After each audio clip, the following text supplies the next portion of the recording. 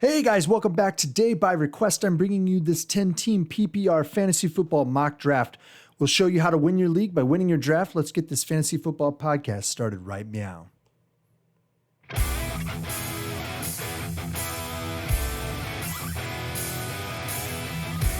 Hey guys, welcome back. So we are handling a 10-team PPR fantasy football mock draft from the 8 slot today.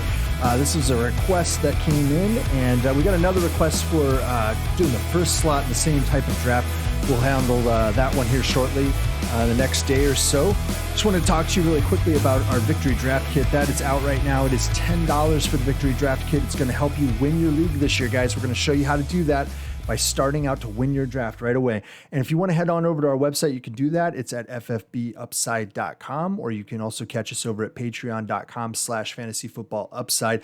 And if you're watching this on your computer, you can bust your phone out, pull that camera up, and you can go ahead and scan that QR code that's on the screen right now, and it'll take you right to the draft kit, and it'll tell you everything that's in there. There's all kinds of amazing metrics and other stuff that we've worked out, rankings and all kinds of stuff.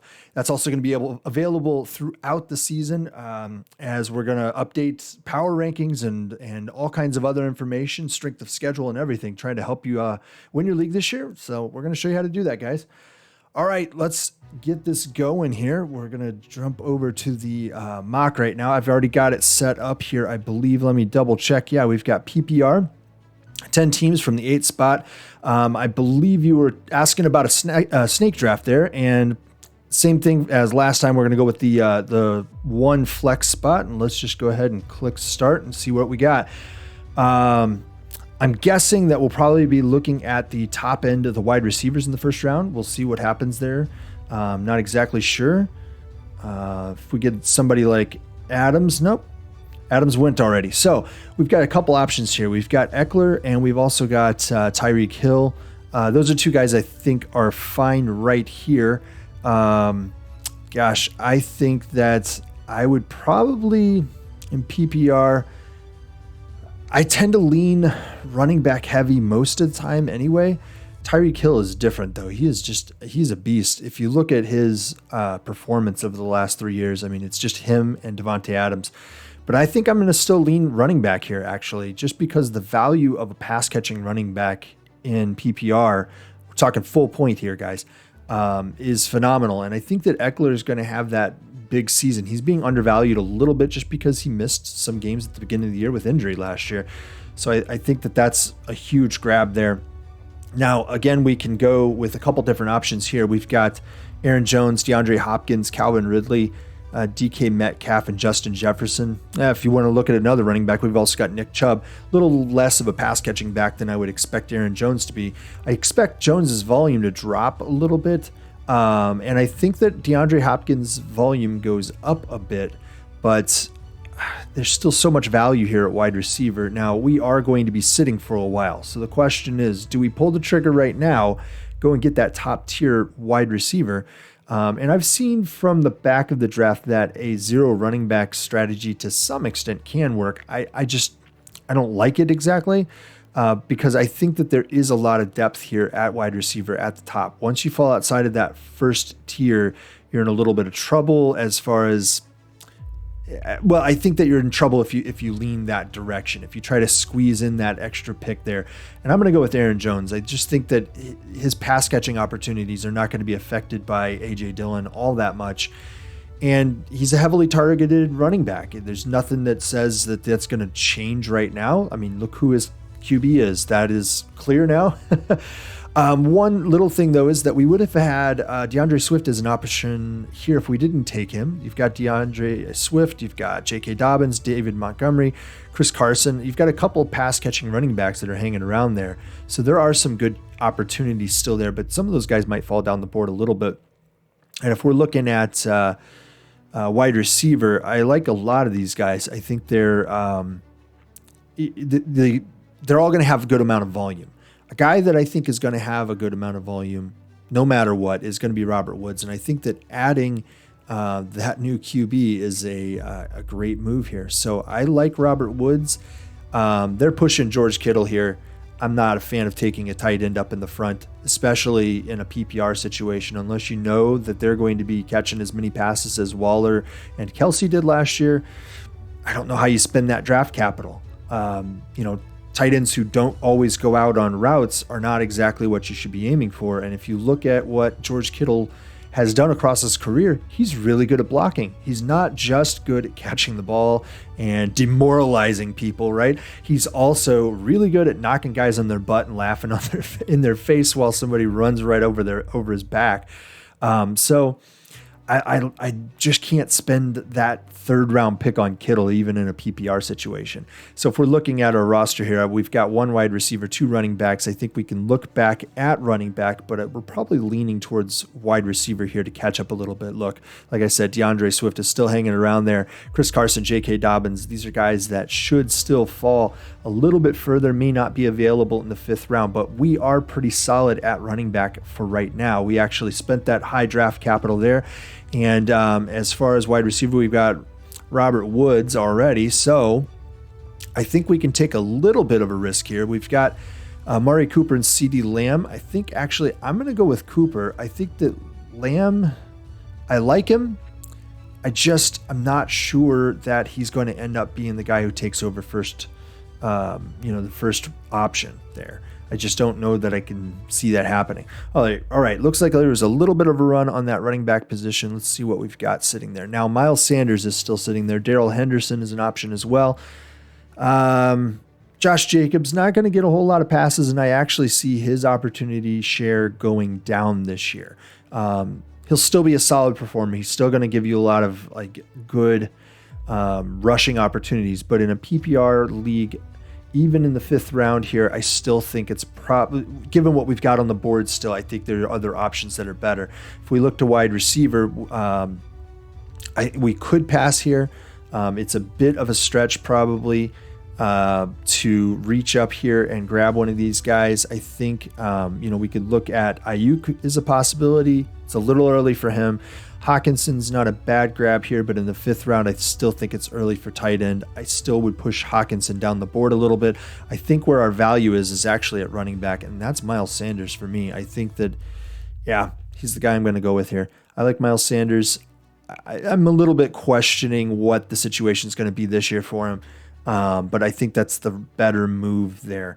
It might be a slight bit of a reach maybe, but, if he's gonna actually break out, this is the year he's gonna do it, or he's done.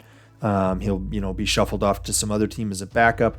All right, top of the sixth round here for us. I think we start considering the tight end a little bit. Let's see what's happened over in QB world right now. We've got Lamar Jackson. Dak Prescott's a little hurt, guys. Check out the Fantasy Doctors. They do great work. Dak Prescott, it's being described right now as a slight shoulder sprain, latissimus strain. That probably a week or so he's going to be out. Keep an eye on that. If he's out any longer than that, bet that he will miss the beginning of the season. Let some other guy in your league make that mistake. We can sit for a little while. Aaron Rodgers is hanging out down there as a backup pick if we need. I think we go wide receiver here, and I think that we can grab T. Higgins. It's only a slight bit of a reach there, but I like T. I think I saw some news that he might be a little banged up, but it's not the end of the world right now. I think that we can take that chance there, and then we can come back and get some other wide receivers to fill in a little bit, and hopefully we aren't reaching for a wide receiver or hoping that T. Higgins is healthy or something. All right, seventh pick. Let's run down what we've got on our roster right now. We've got three running backs: Austin Eckler, Aaron Jones, Miles Sanders. And then at wide receiver, we have Robert Woods, Amari Cooper, and T. Higgins. I mean, four of these guys I think I had on a team that won my league with Justin just a couple years ago, actually. Just I think 2 or 3 years ago. I've won it the last 3 years in a row in that league, and I think I had four of those guys on that team. So a little blast from the past, not necessarily a good thing. All right, let's check out that tight end situation. Hawkinson did finally go. We could grab here in the seventh. We could get Dallas Goedert. I think we hold off because there's a couple guys I like there, but next round we are probably going that direction.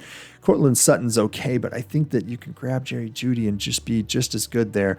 And we've got a chance here to grab Myles Gaskin or Daryl Henderson. Let's grab Henderson. Clock wound down a little bit on us, but let's grab Henderson there. I think that's not a terrible grab. He is going to be getting first team carries. It does not look like they are bringing in that veteran running back just yet. We'll see. Don't know what's going to happen there. All right, wide receivers still pretty stacked. We could go and get Jerry Jeudy if we wanted. That's a little bit of it's a slight bit of a stretch. He might fall to the next round. The value that's still sitting there is pretty good too. I like Logan Thomas a whole lot. And if we jump over here and see what these guys are doing as far as ADP, Tunyon should fly way down the board here. Logan Thomas is an appropriate pick here. Dallas Goedert's a decent pick. Justin likes Dallas Goedert a whole lot more than I do. I just don't see it. I don't get it. I don't see it. I'm going with Logan Thomas. He's already a proven entity. He's had a breakout. He's in the midst of a breakout. And he's only gotten a guy at QB who's going to help him get even better. He just signed a big contract. He's there to make money. He's there to make passes. He's there to get some touchdowns, right? All right. Wide receiver, running back. We could consider QB here. We're at the top or the back of the 9th round. Let's see what's going on here. On our roster, we are fairly well set. We've got 4 running backs, 3 wide receivers, tight end, and we could go with the QB. What's happened over in the QBs? Tannehill wouldn't be a bad grab. Tom Brady wouldn't either. If we had grabbed Dallas Goedert, I would lean a little bit more towards Jalen Hurts here. I'm less likely to do so. Matthew Stafford's not a terrible grab. Pair him up with our Robert Woods pick. Get that stack going. I don't always believe that having a stack is of the utmost importance. It definitely helps. But I think that I would lean towards Tannehill actually here out of this grouping. And I think I'm going to go with a QB here.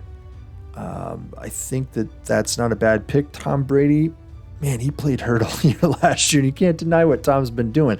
But Ryan Tannehill's been so solid. One concern I have is that they did let one of their linemen walk this last year. So I'm a little bit concerned there, just a slight bit. But he's just been so solid. And so I don't think that's a terrible pick right there. I think we want to go start looking at depth at wide receiver. Like we talked about before, we've got 3 really good guys. We've got some injury risks there. We have, let's see here, we've got Robert Woods, Amari Cooper, T. Higgins. Those are our guys. So we're probably going to stay away from Michael Gallup here at this spot. Laviska Shenault, man, you got to believe in Jacksonville's offense to go and grab him. I think that he's a little bit gadgety, but he could also be the next Tyreek Hill. You never know. I think it's an early moment to try to grab any of these guys. So let's look back at running back and see what our depth looks like here. I think that Damian Harris and Ronald Jones are decent pickups here. I think that they're both good grabs. Leonard Fournette's going to be a little bit of a timeshare. David Johnson's the same story. And I don't really like a whole lot that goes on beyond there. Whereas we're getting a running back 1, I believe, fully out of Damian Harris, right? Ronald Jones is in that same timeshare with Leonard Fournette that we were just talking about. All right, let's check out the wide receiver group and see what's happened over here. Not a whole lot's fallen off the board, but look what we've got. We've got Darnell Mooney hanging out down there. That's not a bad pickup. Whatever we're grabbing here is probably going to be a bit of a reach, no matter what here at wide receiver. It starts turning into that no matter what you do at a certain point, right? Let's see here. Let's see what they're suggesting. I want to get down the board a little bit. All right. There's Russell Gage hanging out down there. A lot of people don't really care for him. I like Henry Ruggs. I don't think that's a bad guy to consider here. And I think that's possibly where we're going to go. Let's see. Yeah. I think that's where we're probably going to go. Darnell Mooney's not a bad option here as well. I think that he's a pretty good pickup too. And I might place him slightly ahead of Ruggs in this situation. But I think that Ruggs is going to benefit from the other guys on his team. And I'm going to go with him here. It's a reach either way. But we're looking for depth. We're looking for home run hits. And he's just 1 year removed from being, the belle of the ball, right? And Darnell Mooney's still there, Jalen Reagor's still there. There's a lot of guys still there. We probably could have sat on QB just a slight bit longer and gone and gotten like a running back or a better wide receiver in that 10th round, I think it was. All right, we can look back at tight end. I don't think that's anything worth considering at this point. But we've got, let's see our roster. We've got, it looks like 3 more spots. I'd like to get at least 2 more wide receivers here just because we are taking some shots at things here. Russell Gage is there. Darnell Mooney's still hanging out there. Do we think that T.Y. Hilton's going to have that bounce back year? I don't know. My brother's coming to town this weekend. He lives next door to T.Y. Maybe I'll ask him what he's looking like right now. I don't know, though, right now. I think that we probably lean a little bit more towards Darnell Mooney. The running backs, we're probably going to grab 1 more running back, and I think that we would drop down the board a lot to go do that. So I'm going to go here and grab, Darnell Mooney. Oh, geez. It grabbed him for us, I think. Yeah. All right. Darnell Mooney. There we go. Okay, so let's see. We've got running backs, wide receivers. We're going to probably grab 1 more of each, kind of keep a balanced draft and see what we get coming through like the first few weeks. We're going to be paying attention to the wide receiver movement, wide receivers who are going to be moving up and down our power rankings. Get an idea of who is popping before anybody notices. Wide receivers are one of those things where you really have to pay attention. Running backs, there's only 1 or 2 on every team. Wide receivers, you've got upwards of 5 or 6 on each team out there, in each NFL team, not necessarily a fantasy team. So I think that we should go ahead and grab a wide receiver, and I'm actually looking for the passing game to pick up a little bit in New England this year, slightly, not a whole lot. I think that the tight ends are the ones who are going to benefit from that the most. I'm looking at Jalen Reagor, Nelson Aguilar. I like Reagor. I think that he's a home run hitter. He's a potential just blow up kind of guy. It is a reach, but at the 13th, 14th, 15th round, you are looking at reaches. Some people will go ahead and grab defense or kicker at this point. And then push those guys down the board a bit because they should be hanging out there. Like, look, Traquan Smith is still hanging out on this, and Traquan Smith should be second wide receiver maybe there in New Orleans. So I'm not sure, but we've got running backs. Let's go ahead and grab 1 more running back. They're looking at some backups here, and Latavius Murray's still there. He's not a bad pass-catching running back, especially if anything were to happen to Kamara. That's a pretty good pickup. Alexander Madison's the same story. You know exactly what that offense is with the Vikings. You don't get as much playtime out of him as you do out of Murray. Latavius Murray's starting to get up there a little bit in the age, but I would probably stick with Murray in this instance, just because between the two, I think he's more likely to be productive on a regular basis, not as reliant on that injury. So yeah, that's just kind of the way it is. Okay, so let's go ahead and grab a defense and kicker, I think. Yeah, we're here in the 15th round. Bills are hanging out there. Patriots, Saints. I like the Saints. I like the Dolphins. They're not actually that bad. They're just being underdrafted, I think. I do like the later bye weeks out of these groups. So I'll probably go with the Patriots here just because they have the later bye. And it allows me to kind of figure things out earlier on. So strategically, it just makes more sense.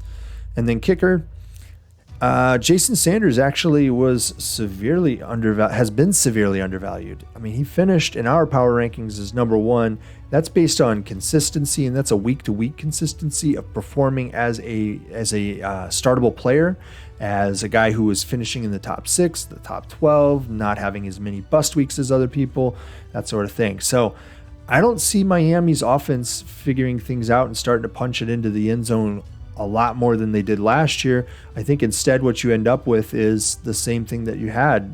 A lot more kicks. They move it down the field and the drives just stall. So I'm going with Jason Sanders here over Zerline, and we'll call it a day.